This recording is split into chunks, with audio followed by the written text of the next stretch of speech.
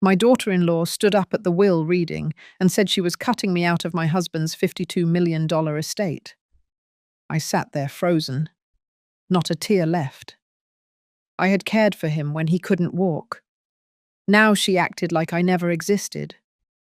But when the lawyer started to laugh, something shifted. What did Patrick hide before he died? And why did it feel like he was speaking from beyond the grave? I stood alone in the garden after the funeral, watching the last guests drive away in silence.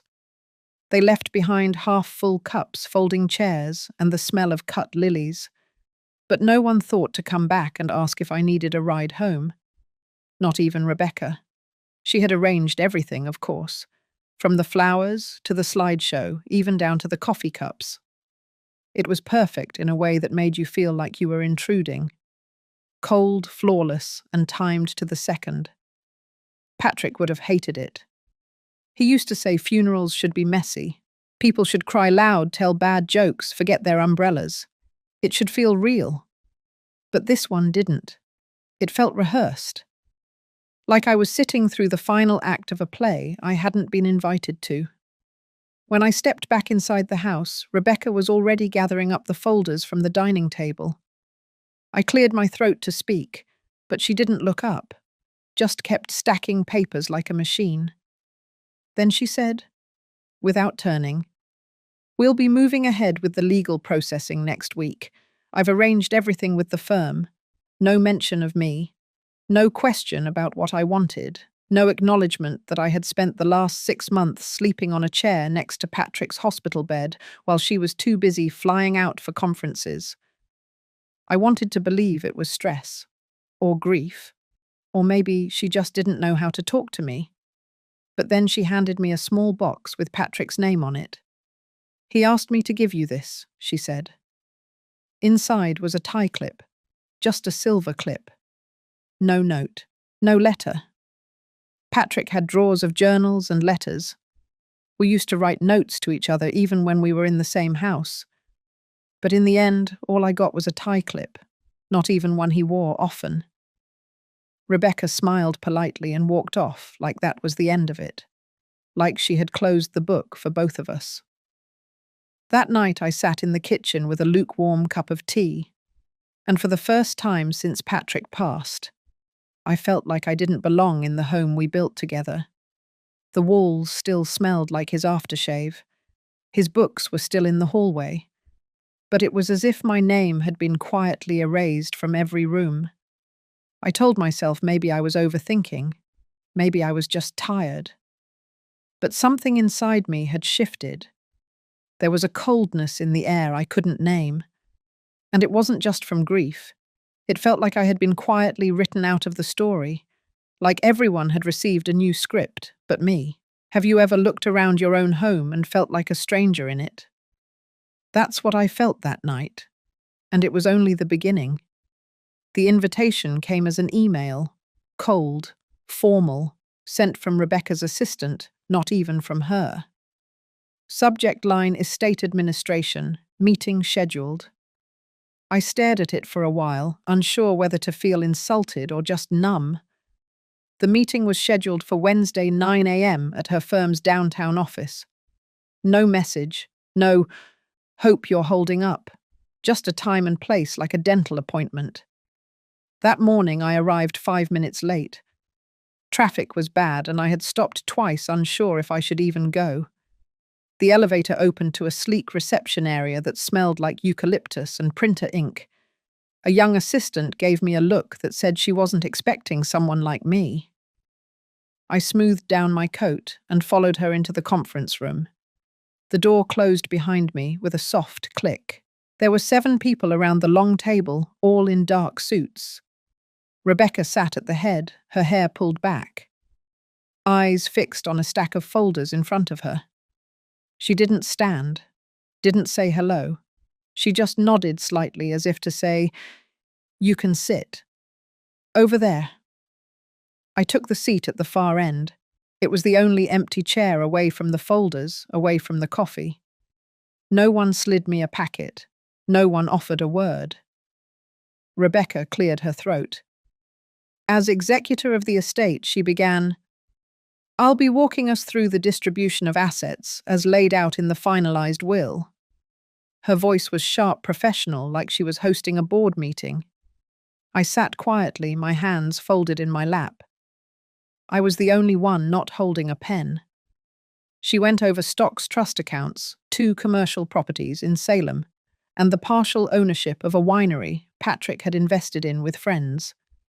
Then she announced that Patrick had transferred primary control of the family trust to her 6 months prior. I blinked. That wasn't possible. I had been managing that trust with Patrick for nearly 20 years. He never mentioned anything about transferring it to her. Rebecca continued without pause, reading off allocations like she was listing inventory. My name didn't come up. At the end, one of the associates asked, "And Mrs. Sloane's share?" Rebecca barely looked up. There are no remaining distributions assigned to her under the current filing. Just like that. No eye contact, no explanation, just the legal version of being erased. I felt a strange heat rise up my spine, but my hands stayed still. I didn't say a word. The room went quiet for a second too long, but no one addressed it. The meeting continued. When it was over, I waited for everyone else to leave. Rebecca packed her briefcase slowly, almost as if she were expecting me to say something, but I didn't. I stood, adjusted my scarf, and walked out without looking back. Downstairs, the cold air slapped my cheeks. I didn't cry. I didn't even feel sad yet. Just hollow. Like I'd watched a version of my life fold itself into a document and get filed away under someone else's name. Rebecca didn't just claim the power in that room. She claimed the narrative, the house, the history. She had spoken over my silence, and no one had questioned it. Not once. As I walked toward the parking garage, one sentence echoed in my mind. There are no remaining distributions assigned to her. I wasn't a widow anymore. I wasn't even a line item. I was nothing. I went home and sat in the dark for a long time that afternoon. I didn't want to turn on the lights. The silence inside the house felt louder than any conversation I could bear. I still hadn't unpacked the last of Patrick's things from the hospital. His cane rested by the back door where he had left it the last time we returned from chemo. I hadn't moved it. I couldn't. Later that evening, I opened the desk drawer in Patrick's study. It wasn't anything deliberate. My hands just acted before my mind caught up. The drawer squeaked the way it always did. He used to say it needed oil. I always said I liked it the way it was. That sound meant he was home. Inside were old envelopes, receipts from book orders, his favorite mechanical pencil, and a few faded sticky notes with grocery reminders. At the very back, beneath a cloth-bound ledger, I found a small manila folder I didn't recognize. No label, no date. I opened it and found 3 sheets of paper. The top one was a handwritten draft. His handwriting, unmistakable though a bit shaky, filled the page.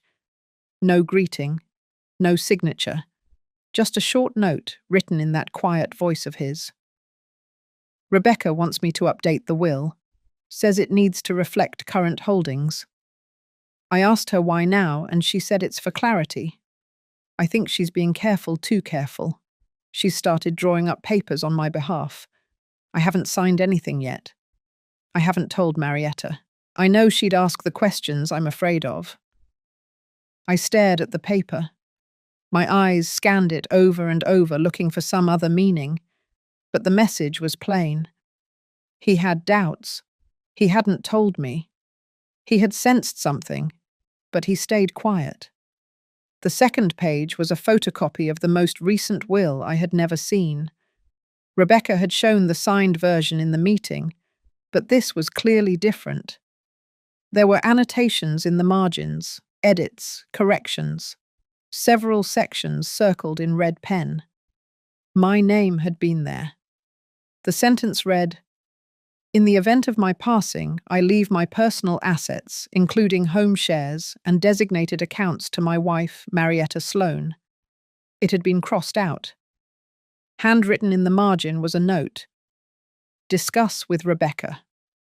The third page was a typed schedule of appointments. Legal consultations. 2 of the dates were from months ago, back when Patrick was in and out of treatment. I hadn't known he was meeting with anyone. I was with him nearly every hour then. The only time he was ever alone was when Rebecca came to take over. The folder was thin, but it weighed 1,000 pounds in my hands.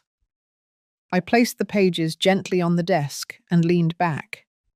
The ceiling fan spun above me, slow and steady. I closed my eyes, thinking back to the last time Patrick and I had talked about the will. It was over dinner. Simple calm, like any other night. He had said, "You don't have to worry about anything, Ma. I've made sure of that." I remembered the way he reached across the table and squeezed my wrist. I remembered the way his thumb had pressed gently into my skin. Now all I could feel was the cold imprint of his absence. I didn't sleep that night.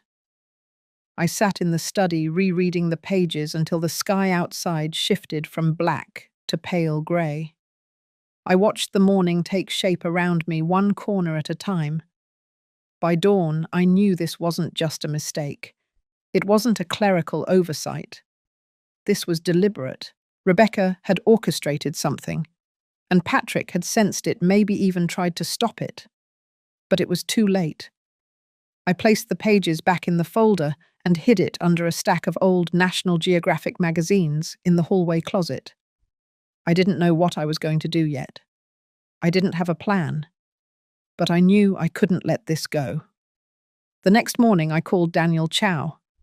We hadn't spoken in years, not since Patrick's retirement party. Daniel had always been steady, the kind of man who never raised his voice, but still filled a room. Patrick trusted him. So did I. He picked up on the second ring, and when I said my name, he paused for a beat before responding. His voice was calm, but I could hear the surprise underneath. He agreed to meet the next day. As I hung up the phone, I stood by the window and looked out over the yard. The wind was tugging at the last of the maple leaves, the same trees Patrick had planted 30 years ago. He said they'd outlive us both, and maybe they would, but I wasn't going to let silence be the final thing he left behind, not while I still had breath in me. Daniel met me at a quiet corner cafe off Elm Street. It hadn't changed in years. Still the same wooden booths, chipped mugs, and soft jazz humming overhead. He slid into the seat across from me, coat still damp from the morning drizzle, and gave a quiet nod. I didn't waste time. I opened the manila folder and pushed it across the table. He read in silence, lips pressed into a thin line. When he reached the note in Patrick's handwriting, his brow tightened. He didn't speak right away. He just flipped the pages back and forth like he was trying to stitch together a timeline in his head. I sat still, my hands wrapped around a cup of lukewarm tea. Watching him read made the whole thing more real, like I hadn't imagined the edits or the red markings or that line that used to carry my name now crossed out in silence. He finally spoke. Not with panic, not with pity, just a quiet firmness that told me he had seen things like this before. "It's more than suspicious," he said. "It's intentional." He pulled out a notepad from his coat pocket and began making a list. He jotted down dates from the folder names of law firms Rebecca had mentioned and circled one particular detail I hadn't thought about. The witness signatures on the updated will weren't names I recognized. Neither of them had ever stepped foot in our home. Patrick had always preferred to use people he knew, a neighbor, a friend from the golf club. The fact that Rebecca had brought in outside witnesses without telling me raised more than a few red flags. We agreed to dig quietly, no confrontation, not yet. Daniel said we'd start with validating the last version of the will filed with the county. He would request certified copies and cross-check them with the notes I had. In the meantime, I would keep everything else exactly as it was. Back at home, I opened the hallway closet and tucked the folder into a lockbox we used for passports and medical papers. Then I sat at Patrick's old desk and opened his calendar. Rebecca had taken most of his belongings already. She had boxed up his books, donated his clothes, and sent his golf clubs off to a friend. But the calendar was still here, a simple leather-bound planner with notes scribbled in pencil. That was where I found the name Hal Givens. It was penciled in on a Tuesday morning, circled twice. I recognized the name faintly. He was a tax consultant Patrick had met through a non-profit years ago. I hadn't seen him in ages, but the fact that Patrick had met him while he was ill and never told me stung more than I wanted to admit. I called Daniel and told him. He said he'd look into it, maybe get in touch discreetly. If Hal had been part of the estate planning process even briefly, he might have seen something Rebecca didn't intend for anyone to notice. The next few days passed slowly. I went about my routines as if nothing had changed. Grocery shopping, watering the plants, attending my book club, though I barely spoke a word that week. On the surface, everything looked the same, but underneath I was alert, watching, waiting. Then on Friday, Daniel called. He had spoken with Hal. What he told me made my stomach drop. Hal remembered Patrick coming in looking thin and exhausted, barely able to hold a pen. They talked for nearly an hour about the trust. Patrick had questions about naming beneficiaries and ensuring long-term protections for me. But Hal said Patrick seemed hesitant. He kept saying Rebecca would take care of things, that she was helping. Hal had offered to set up an independent review just to make sure everything was filed clearly and transparently. But Patrick never followed through. A week later, Rebecca called to cancel the appointment and said Patrick no longer needed the service. Daniel paused on the phone, letting that part sink in. He said Hal still had the intake notes. They weren't legally binding, but they proved Patrick had concerns. They showed intent, doubt, and that might be enough to open a formal inquiry if we decided to go that route. I thanked him and sat on the edge of the bed, the phone still in my hand, long after the call ended. That night I pulled out an old photo album. Not for nostalgia, but for clarity. I looked at pictures of Patrick at family events, holidays, dinners with friends. In nearly every photo, Rebecca was somewhere in the background, smiling, helping, hovering. I had once believed she was loyal, that she wanted what was best for us. But now I couldn't unsee it, the careful positioning, the way she always managed to be the one people trusted with the logistics, the documents, the plans. She had been preparing for this for a long time. And the part that hurt the most wasn't just the betrayal. It was realizing that Patrick had known something was wrong and didn't tell me. I placed the album back on the shelf and turned off the light. There was no anger in me. Not yet. Only a quiet resolve that whatever Rebecca had rewritten, I would find a way to write back. I didn't sleep much after the call with Daniel. I'd always believed in patience, in giving people time to show you who they really are. But now, each day that passed without answers felt like I was letting Rebecca rewrite history in her favor. The following Monday, Daniel called again. His tone was different, faster, more urgent, but still steady. He had reviewed county records and found something odd. The final copy of Patrick's will that was filed and executed bore a different case number than the original draft. That alone wasn't alarming, but the original version, the one Patrick and I had reviewed together a year prior, had vanished from the official archive. It had been marked as superseded, but no documentation showed who had initiated the change. Daniel said he wanted to bring in someone else. Her name was Lydia Velasquez, a probate litigation specialist. She had experience in contested wills and document fraud. I agreed, though. Part of me hesitated. The deeper we dug, the more I worried we'd find something even worse. We met at Daniel's office on Wednesday morning. Lydia was sharp in both tone and presence. Mid-50s, dressed simply, no wasted movement. She listened while Daniel laid out what we had so far. She asked questions, none directed at me. Then she requested copies of everything: notes, calendar entries, the scans Hal had provided, even Rebecca's official notices. When Daniel mentioned the unknown witnesses, she raised an eyebrow. She said their names had come up before in another case. Unlicensed notaries, paid to sign documents without proper presence or review. She jotted down details on a legal pad without pause, then looked up and said this wasn't just sloppy. It looked constructed. I didn't speak for a while. Just watched the two of them work like surgeons over the remnants of my life. Then I stood, walked to the window, and looked out over the city. Patrick used to say he liked offices with a view because they reminded him how small we really were. That no matter how much we planned, life still moved on above and below us. Before I left, Lydia said she would file an inquiry with the probate court. Quietly.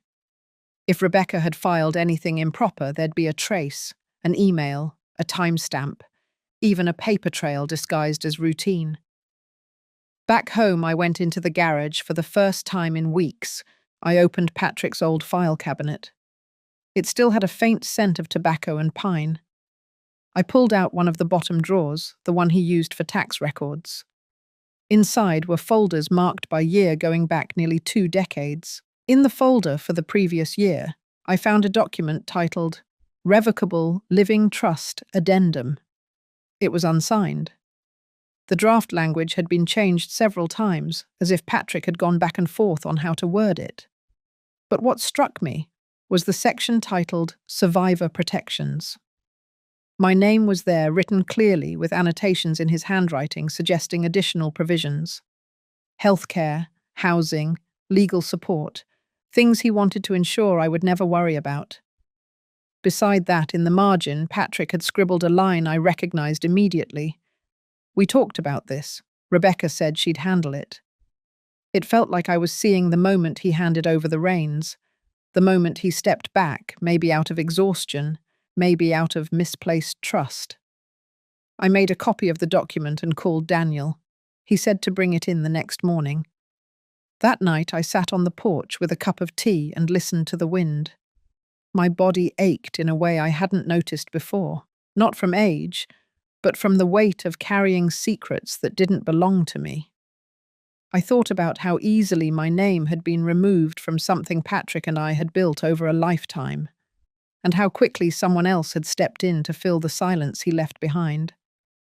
For years I thought love meant trusting without question, but maybe love also meant protecting the truth when someone else couldn't.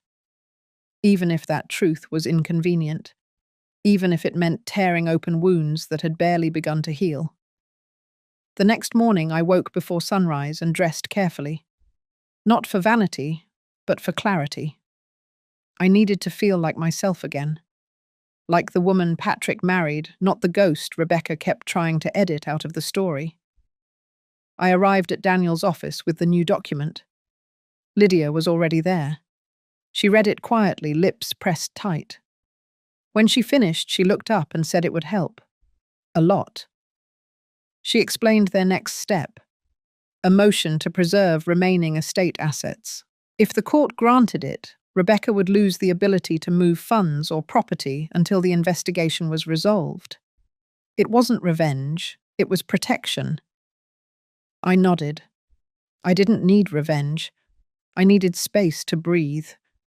And the chance to remember Patrick not as a man who left me behind, but as someone who had tried and maybe failed to shield me in the end. But if she had rewritten the terms of our life, then I would rewrite the ending. On my own terms, quietly, intentionally. And it would begin now. Lydia called me 3 days later with news. The motion to freeze the estate had been approved. It was a temporary order. But it meant Rebecca could no longer move funds or reassign property titles without the court's knowledge. I didn't say much when she told me. I just exhaled and let the silence settle in. It felt like the first solid step forward. That same afternoon, I received an envelope in the mail, no return address. Inside was a single sheet of paper, a printed invitation. Rebecca was hosting a private event at the country club, a tribute to Patrick, cocktails and catered hors d'oeuvres, a charity auction in his name. On the back, I noticed the date, just 4 days away. I stared at it for a long time. There had been no mention of this, no phone call, no text. And yet she had the gall to send me a glossy invite with embossed lettering, as if I were a guest and not the woman who spent 43 years by Patrick's side. I didn't throw it away. I tucked it inside the drawer next to the couch and sat with the thought. That evening I called Daniel. I told him I wanted to attend. He didn't ask why. He simply offered to accompany me in case anything unexpected happened. But I declined. This wasn't about confrontation. Not yet. This was about presence. About standing still in a room that someone else had tried to erase me from. When Saturday arrived, I dressed carefully. Navy slacks, a silk blouse Patrick had bought me for our 35th anniversary, a thin silver chain. Nothing dramatic, nothing loud, but everything intentional. The country club parking lot was already full when I arrived. I recognized half the names on the guest list at the door. Friends of Patrick's, colleagues, board members, people who had shared dinners at our house, toasted anniversaries, written Christmas cards. Inside the room was bright. Polished wood floors, floral centerpieces. A photo of Patrick framed in gold stood near the bar. It was the one Rebecca had insisted on using for the obituary, the one where he looked tired, his smile weak. I hated that photo. Rebecca was in the center of it all, elegant, composed, every movement calculated. She greeted guests with a half-tilt of her head, like a queen receiving loyal subjects. When she saw me, her expression flickered for just a second. Then she smiled. I nodded, but didn't return it. I made my way toward a quieter part of the room, near a table of display items for the auction. They were labeled as Patrick's favorite things: a signed baseball, a vintage pen, a first edition novel I had given him on his birthday. I reached for it, touched the corner of the spine. My name was nowhere on the label. I stepped back. A man I didn't recognize approached and introduced himself as one of Patrick's former business partners. He spoke kindly, said it was good to see me. Then he asked how I was managing the estate, whether I'd made any changes to the fund allocations. I stared at him, caught off guard. He assumed I was still the trustee. When I told him I wasn't, that I had been removed before Patrick passed, his face shifted. Slight confusion, polite discomfort. Then he nodded and stepped away. It wasn't much, but it told me something. Rebecca hadn't told everyone the full truth. Not about the will, not about the shift in control, not even about the auction items she had taken from my home without my consent. I stayed only another 20 minutes. Just long enough to speak with one of Patrick's old board colleagues, who mentioned almost in passing that he had received an email from Rebecca weeks before Patrick passed. It had included suggested donation amounts, legal language, and the phrase managing partner responsibilities. I thanked him, smiled, and excused myself. Back in the car, I sat with the engine off, hands on the steering wheel. That was the moment it all crystallized. Rebecca hadn't waited for Patrick to pass. She had started orchestrating the transition while he was still breathing. She had used his illness as cover, his trust as currency, and my silence as permission. But that silence was ending. The next morning, I met with Daniel and Lydia. I handed them my notes. Everything I'd gathered from that night, every phrase, every inconsistency. Lydia leaned back, thoughtful. This was more than a financial violation now. This pointed to intentional premeditation and potentially coercion. Daniel agreed. They would begin drafting a motion to contest the will, not just for my share, but for the integrity of Patrick's last wishes. I left their office and walked home, slowly. Not because I was tired, but because I needed every step to remind me who I still was. The wife, the witness, the one left standing after the applause had faded, and now the one finally ready to speak. The following Monday began with rain, thin, steady, unyielding. I sat at the kitchen table with my coffee, watching the drops hit the window like tiny reminders that the world keeps moving even when everything inside you has paused. At exactly 9:15, Daniel called. He said Lydia had filed the motion to challenge the will on formal grounds of potential fraud and undue influence. The court had accepted the filing and scheduled a preliminary hearing within 2 weeks. It would be short, just enough time to lay out the foundation, but it would allow for discovery. That meant we could begin requesting internal communications, financial records, and digital documents from Rebecca's firm. It felt like opening a sealed door. That afternoon, I met Lydia at her office. She was already on a call, so her assistant ushered me into the small conference room where copies of estate documents had been spread across the table. Color-coded tabs, printed emails, a partial timeline taped to the wall. Lydia joined me 10 minutes later, holding a printout. It was an email Rebecca had sent 6 weeks before Patrick passed, marked confidential. The subject line read, "Revised structure, immediate actions." The body of the message was short but clear. Rebecca had instructed her team to expedite the finalization of trust documents and remove all clauses she considered discretionary. My name had been referenced once, a short sentence. Remove co-beneficiary privileges per our discussion. That was all. My entire presence, my decades beside Patrick, reduced to a line item in someone else's email chain. Lydia didn't look at me. She didn't need to. She simply asked if I was ready to proceed with the hearing and the formal process that would follow. I said yes, with no hesitation. The next few days passed in a blur of paperwork and quiet determination. I avoided unnecessary conversations. I kept my head down. I walked each evening through the neighborhood, passing houses that still had wreaths from the winter holidays. Nothing looked different on the outside, but I knew better now.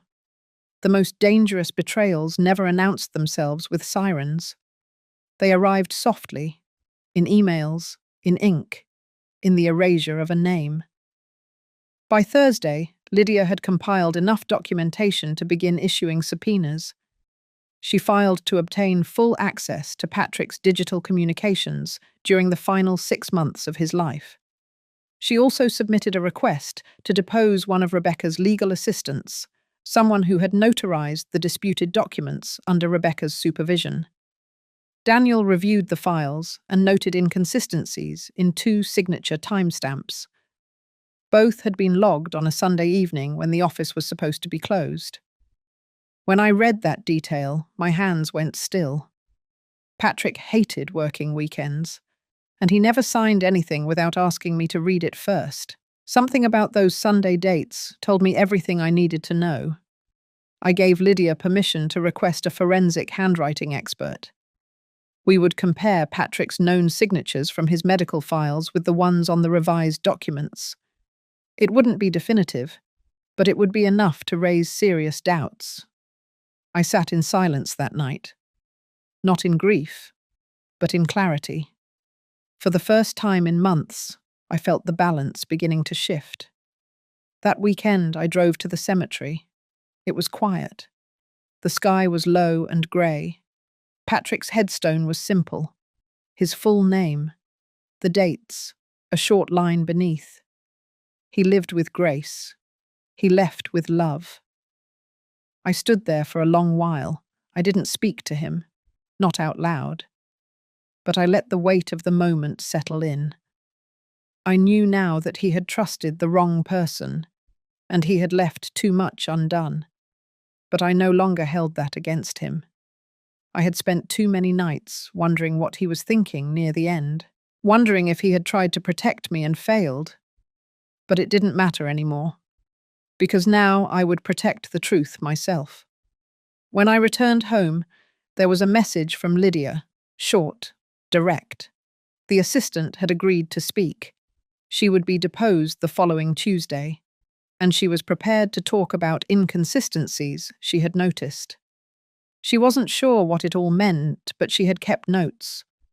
That was the moment everything cracked open. Rebecca had orchestrated the edits. She had silenced dissent, but she had forgotten the smallest variable. Someone had watched. Someone had noticed. And now someone was ready to speak.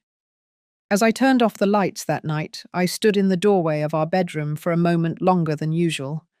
The bed was still neatly made.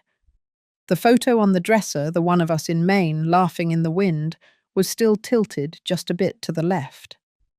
And for the first time in weeks, I didn't feel like a stranger in my own story.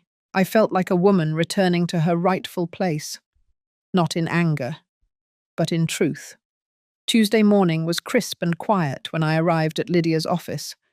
The city hadn't fully woken yet, and the sidewalks still held that early fog that made everything feel muted, suspended in time. Inside the conference room, lights were already on. Daniel was there, sorting through a thick folder of printed records. Lydia stood near the window, speaking softly on the phone. On the table sat a small voice recorder and a cup of tea someone had made for the guest we were waiting for. Her name was Ava Kendall, mid-30s, sharp-eyed, but with a kind of restlessness in her hands, like she hadn't yet figured out where to put her fear. She walked in exactly on time, wearing a grey cardigan and dark jeans. No makeup, no jewellery, just a quiet kind of resolve. Lydia offered her a seat, then laid out the parameters of the deposition. Ava nodded. She understood. She had already reviewed the documents. She had kept her own copies. She wasn't there to accuse anyone directly. She only wanted the truth to be clear. She began with the timeline. Rebecca had brought her into the estate revisions 6 weeks before Patrick passed. Ava said she found it unusual that certain standard procedures were bypassed. Normally, when someone of Patrick's stature amended a will or trust, there were meetings, review sessions, notarized acknowledgements. But in this case, things had moved fast. Too fast. Ava described one evening when she stayed late at the office. She had gone back to retrieve her jacket and saw Rebecca and another staffer inside the conference room with a stack of unsigned forms. Rebecca had asked her to witness a signature. She hadn't seen Patrick sign it directly. When she asked, Rebecca had brushed it off, said he'd just stepped out, said it was urgent, just witness it. No big deal. That moment had lingered in Ava's mind, enough that she jotted it down in her planner. She brought that page with her. The note was simple. 7:43 p.m. Sunday. Witnessed signature for R. No P present. Lydia asked a few gentle, clarifying questions. Ava answered them with composure. She wasn't bitter. She wasn't looking for trouble. But she had noticed inconsistencies. The date of the signature didn't match the file metadata.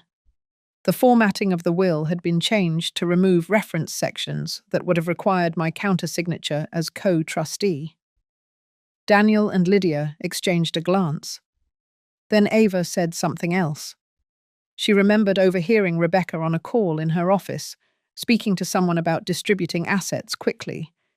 The phrase that stuck with her was, "liquidate silently."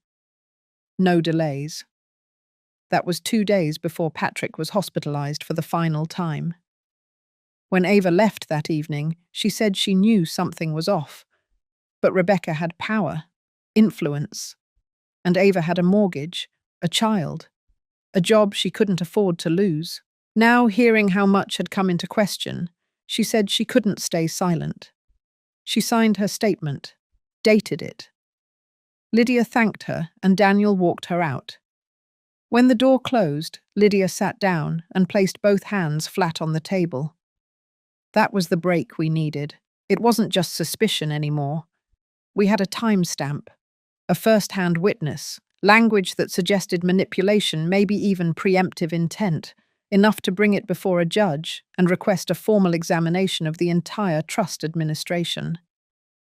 Daniel leaned back, breathing deep. It was the first time I saw relief on his face, but I didn't feel it. Not yet. Because I knew what would come next. Rebecca would find out. And when she did, she wouldn't panic. She would plan. 2 days later it began. I received a letter from her attorney. Polished. Cold. They accused me of interfering with a lawful estate transition. They claimed I was motivated by grief, misunderstanding, and personal bitterness. They threatened to pursue legal costs if I didn't withdraw my motion within 10 business days. I read the letter 3 times before folding it neatly and placing it beside my morning coffee. Then I called Daniel. He asked if I was okay. I told him I'd been more than okay for years. I'd just been quiet. But silence wasn't the same as surrender. He laughed softly, said that was the best thing he'd heard all week. That afternoon, Lydia submitted our full rebuttal. Attached were Ava's notes, her formal deposition metadata comparisons, Patrick's prior drafts and calendar logs from the office security system, showing he hadn't entered the building the weekend the new documents were supposedly signed. The package was heavy. It carried weight. But more than that, it carried intent. We weren't accusing for the sake of revenge. We were reclaiming a truth that had been buried under convenience and control. That evening, I sat on the back porch with a blanket and listened to the wind through the trees. For the first time, I allowed myself to feel something new. Not sadness, not rage, but steadiness, a grounded kind of knowing. Rebecca had rewritten Patrick's final chapter, but now the red ink had bled through, and I was still holding the original manuscript. The invitation arrived in a cream-colored envelope. No stamp, just slipped through my front door. It wasn't from Rebecca directly, of course. It came from the estate board, co-signed by one of Patrick's oldest partners. An official meeting was being held at the Foundation's new office space to finalize the transfer of executive authority. There was no mention of the lawsuit, no mention of my contestation, only the tone of finality. It was scheduled for Thursday at 2 p.m. I read it over coffee, once, then twice. Then I folded it and set it beside my breakfast plate like it was nothing more than a flyer. But inside I knew. This wasn't just a courtesy. It was a performance. Rebecca wanted me to see what she believed she had already won. She wanted me to watch her settle into the chair I used to sit beside, to smile like she had earned it. I called Lydia, told her I'd be attending. Daniel hesitated when I mentioned it, but I told him not to worry. I wouldn't make a scene. I just needed to see it. Needed to feel the distance between who I used to be and who I was becoming. That Thursday, I arrived 5 minutes early. The new Foundation office was a glass box downtown, all marble floors and quiet elevators. A receptionist led me to the conference room. I recognized a few faces men Patrick had worked with on the education initiative. Women who had once hugged me at banquets and handed me plates of catered chicken while calling me sweetheart. They all smiled, polite, controlled. But none asked me where I'd been. At the head of the table sat Rebecca. Her suit was dark blue, her hair pulled back in a perfect knot. She wore a simple watch and a white blouse. Power dressed in quiet tones. When she saw me, her smile barely shifted. A flick of surprise, then poise again. I nodded and took the empty seat at the far end. The meeting began with pleasantries, a review of recent donations, notes about upcoming initiatives. I listened in silence. It was all standard. Strategic language with no soul. When they reached the item marked Transition of Executive Oversight, Rebecca cleared her throat.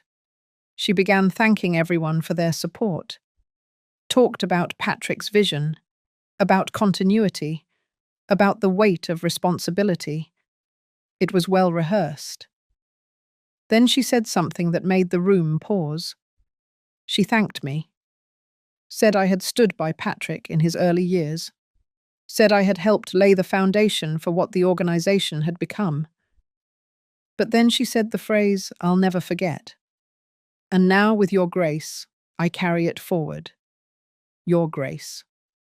Like I had bowed, like I had handed it over. I sat still, completely still. Then I reached into my bag and pulled out a small envelope. Quietly, I passed it to the man beside me, Patrick's oldest friend still on the board. He looked confused but took it.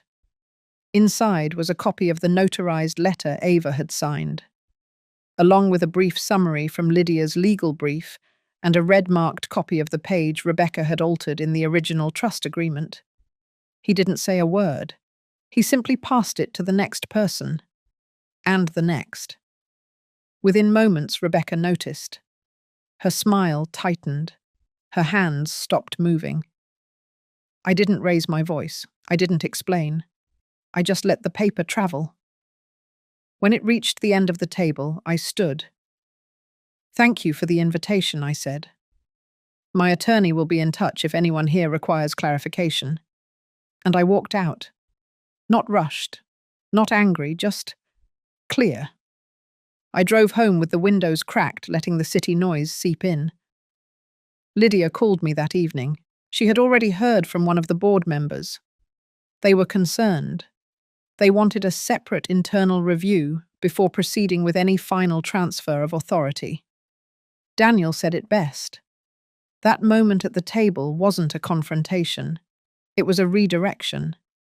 Rebecca had expected me to fade. She never expected me to show up with the truth. Over the next few days, things shifted again, quietly, but meaningfully. The board postponed their vote. Rebecca's lawyer went silent. A request was made for a neutral third party to evaluate the contested amendments. Even if nothing came of it legally, the stain was there now. The doubt, the hesitation. And in that space, I found something I hadn't felt in months. Equilibrium. That Saturday, I took Patrick's old file box from the study, the one with the Foundation's original charter, his notes on mentorship programs, the first grant proposal he ever wrote. I read through each page slowly. Then I packed them up and called Daniel. I wanted them archived properly, not buried in legal boxes, not attached to anyone's name, just preserved. The story of what we built together, before it was tampered with. I ended that week with a walk along the lake near our old house. The air was cold but clean, the kind of cold that wakes you, sharpens your hearing. And for the first time in a long time, I felt no need to defend myself. The truth had its own voice now. It didn't scream. It didn't accuse. It just existed, undeniable, unmoved. And that was enough. The days after the board meeting were strangely still. No calls, no threats, no letters with lawyered language or veiled demands.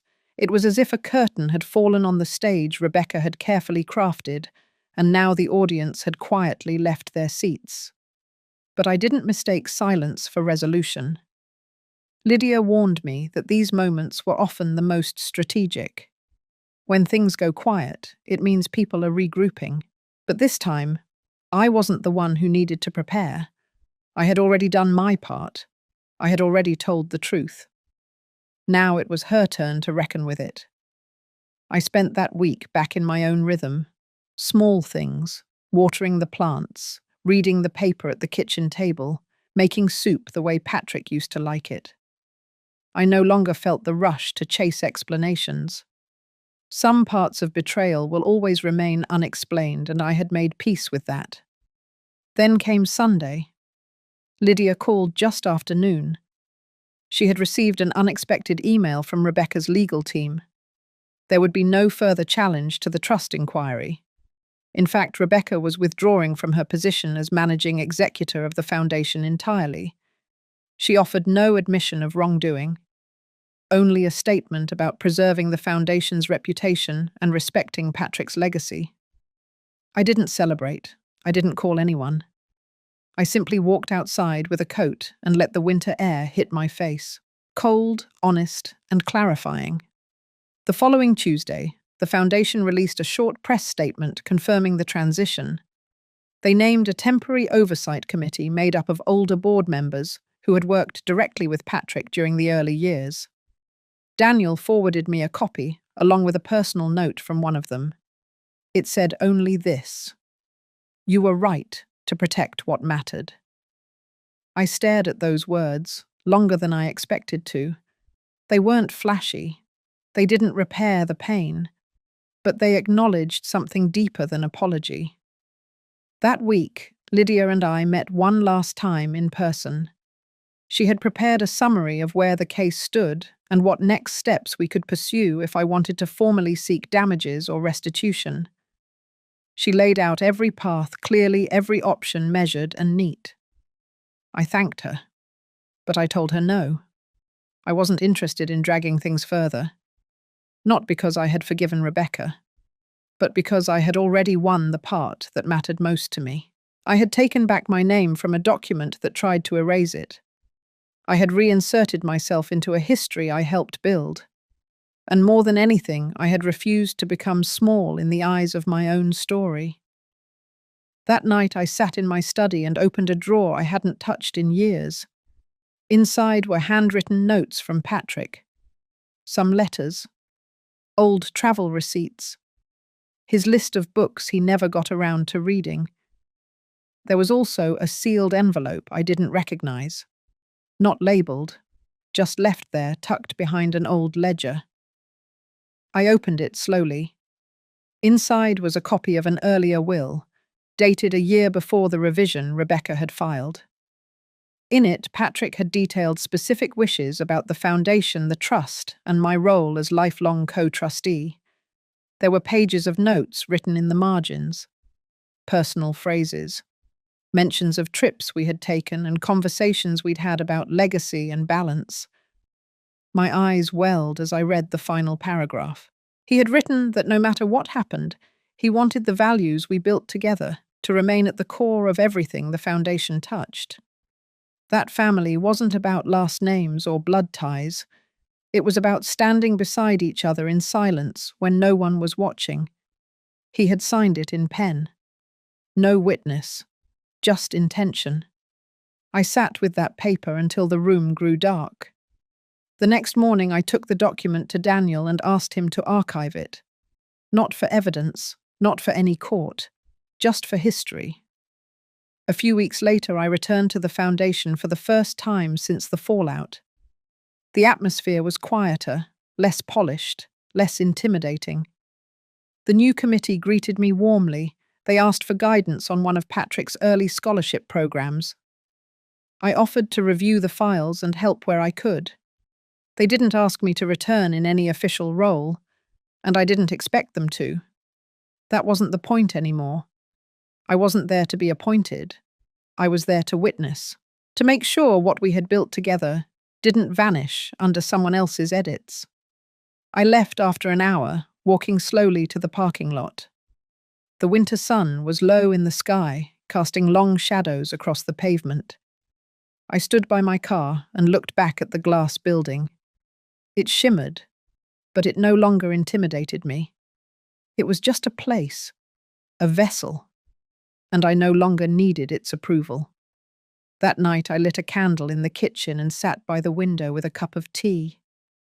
I thought of Patrick, of Ava with her quiet bravery, of Lydia and Daniel who had shown up not just as professionals, but as people who believed in integrity.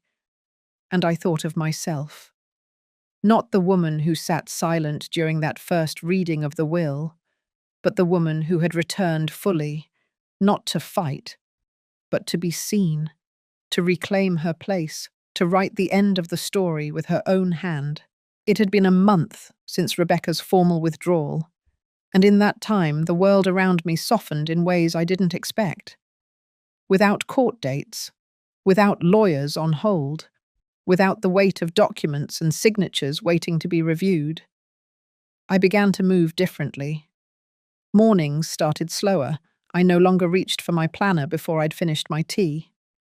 I'd sit in the sunroom with Patrick's old blanket across my legs, the winter light spilling across the hardwood floors, and let the stillness be enough. That stillness, I realized, was not the absence of chaos. It was the reward of having faced it. Lydia came by one afternoon to drop off a final packet. It was mostly formalities now. She had taken care of closing out the inquiries, recording statements, ensuring my role in the original trust was acknowledged and filed under public record. It was done. There was no more to challenge. We didn't talk much that day. She gave me a soft smile, handed over the envelope, and we sat for a few minutes without saying anything. Then she stood and squeezed my hand gently before leaving. After she left, I placed the folder in the top drawer of Patrick's desk. Not locked away, just placed, like it belonged there alongside his notes and his quiet convictions. That weekend, I visited the garden behind the community centre we had helped fund years ago. It was winter, yes, but the groundskeeper had already planted early bulbs, daffodils, iris, some crocus waiting beneath the surface. Even beneath the frost, life prepares to bloom. I walked the edge of the pathway, remembering the ribbon-cutting ceremony, the way Patrick had held my hand as they unveiled the plaque. It still stood there. A little weathered now, but steady, just like us. It read, "In honor of those who plant for a future they may never see."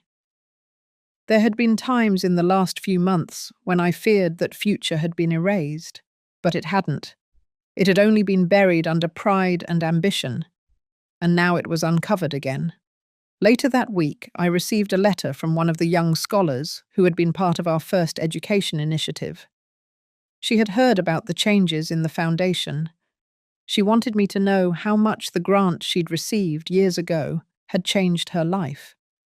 She was now working at a local non-profit, mentoring young girls from neighborhoods like the one she had grown up in. Her note was brief, but powerful. She didn't know the full story. She didn't need to. What mattered was that something we started had reached her, and now she was passing it forward. That night I sat in my kitchen and looked around. It was the same space where I had once felt shut out, unseen, voiceless. But now the silence was different. Now it was full. It held memory, clarity, and peace. I had not burned anything down. I had simply refused to disappear. Spring came slowly that year. The daffodils in the community garden bloomed first, followed by the soft blush of early tulips that lined the sidewalk outside the foundation office. I didn't go often, just enough to feel connected, just enough to remember. One morning, I received a small invitation in the mail. Cream envelope, raised lettering. It was for the annual donors' luncheon, something Patrick and I had helped establish 2 decades ago but hadn't attended in years. It felt strange seeing my name listed on the honored guests again. I wasn't sure I'd go. Not because I was afraid, but because I didn't feel the need to prove anything anymore. But I went. I chose a soft grey suit and pinned Patrick's old lapel pin to my collar, the one he used to wear when speaking publicly. A small oak tree in silver, steady, rooted, quiet. The ballroom hadn't changed. Polished floors, round tables, soft music in the background. People mingling, exchanging polite updates. Rebecca wasn't there. Her name had faded from the printed programs, replaced by the interim committee and a new vision statement. I didn't speak much. I just watched. And near the end of the event, something unexpected happened. One of the newer board members, a woman named Lee, took the stage. She was young but spoke with calm and grace. She thanked those who had guided the foundation through the transition, and then she paused. She looked in my direction and said my name, not with ceremony, but with warmth. She spoke briefly about the early days, about Patrick's original mission, and about the quiet strength of those who had held that mission through storms. Then she stepped down, and the room turned toward me in a wave of gentle applause. I stood, just briefly, and I nodded. Not for recognition, not for attention, but as a final gesture, a small acknowledgement that the long road I had walked was no longer hidden. It had a name now, and that was enough. That night, I walked home alone. I passed the old bookstore where Patrick used to stop every Sunday. I smiled when I saw that they had placed a copy of his favourite novel in the window display. Back in my kitchen, I brewed tea and opened the back door. The air was cool, soft. I stepped outside and looked at the sky. It was wide, open, and completely mine. I was not a woman erased. I was not a placeholder in someone else's version of legacy. I was whole, and I was finally home in my own story. If this story reminded you of a time when you had to reclaim your voice, your worth, or your place in a family legacy, I want you to know you are not alone. Stories like this carry pieces of all of us, and sometimes the quietest victories are the most powerful. Thank you for walking this journey with me.